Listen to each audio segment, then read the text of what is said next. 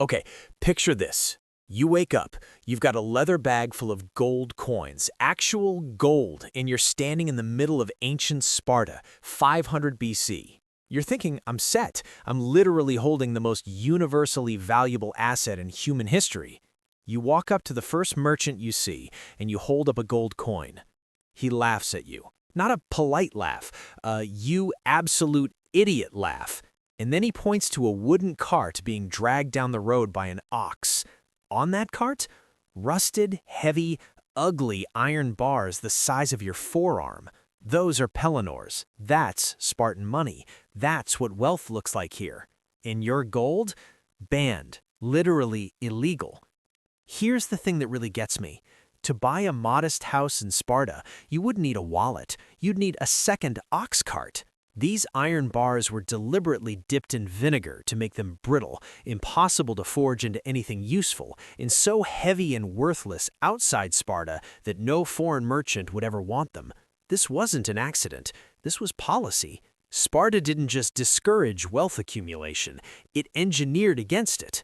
Anti-capitalism, with swords. So the real question is, if you were dropped into this economy with nothing but your modern financial instincts, could you survive? Could you actually build something? Let's walk through it, because this gets dark fast. All right, first problem. You need income. So naturally, you think, I'll open a small shop, maybe trade goods between villages, maybe offer a service. You're resourceful, you're motivated, you have a skill set. Except here, that makes you a social pariah. In Sparta, if you're a full citizen, a homoioi, which translates roughly to an equal, which is already doing a lot of heavy lifting, you are forbidden to work a trade or earn a wage. No shops, no commerce, no hustle. The moment you start selling something for profit, you don't get taxed, you get shamed, you're stripped of your standing. The entire culture treats manual labor and trade as beneath a warrior citizen. So how do you eat? Here's where it gets interesting. The Spartan state essentially hands you a kleros, a plot of land, and assigns you a group of helots to farm it. Helots were a conquered people, essentially state-owned serfs, who worked the land and handed over a fixed portion of the harvest to you, the citizen, every season. Think about that for a second. In modern terms, you didn't ask for this business. You didn't build it. You don't manage it. You just collect the output. It's the original passive income model. No pitch deck required, no seed funding, no 4 a.m. alarm to check your metrics. Sounds incredible, right? Except your employees outnumber you 7-1. They have every reason to want you dead. Sparta actually had a yearly ritual where they officially declared war on the Helots just so killing them remained technically legal. The anxiety of being a Spartan landowner wasn't, will my investment underperform? It was, will I make it to breakfast? So yes, you have passive income, but your risk profile is genuinely terrifying. Okay, so you've got land, you've got a harvest coming in. What are your monthly expenses? Not rent, not really taxes, at least not in the traditional sense. Your biggest recurring expense, the one that defines your entire financial life, is something called the Syssitia. The Syssitia is the common mess hall. Every male citizen is required to eat their meals there, communally, with their military unit. Every single month, you must contribute a fixed amount, a specific quantity of barley, wine, cheese, figs, and a small amount of money for additional provisions. This is your subscription fee for being a citizen. And here's where it stops being an interesting history lesson and starts feeling a little too real. Miss one payment, not because you're reckless, not because you blew it on something stupid, but because you had one bad harvest, one drought, one streak of genuinely terrible luck. You don't just fall behind, you lose your citizenship permanently. You become a hippomaion, which literally means one who has fallen below. You're not poor, you're socially erased. You can't vote, you can't fight in the army, you can't participate in public life. You're a ghost with a pulse. There's no payment plan, no hardship exemption, no grace period. I want you to sit with that for a second, because that feeling, that low-grade panic of what if this month I can't make it work, that's not ancient, that's deeply, uncomfortably modern. A lot of people feel that about rent right now, about their car payment, about the month where everything hits at once and the margin is razor thin. Sparta just made that the literal foundation of their civic structure. So, you can't trade, you can't work, your passive income source might literally murder you in your sleep, and you've got a monthly subscription fee that, if you miss it once, ends your entire social existence. How does anyone actually get ahead here?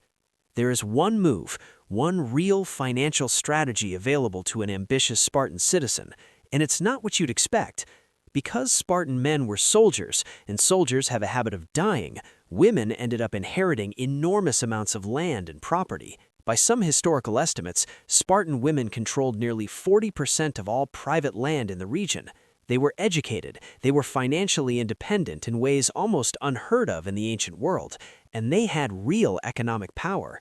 Which means the smartest financial play in all of Sparta wasn't starting a business or investing in infrastructure or diversifying your kleros across multiple crops. It was marrying well.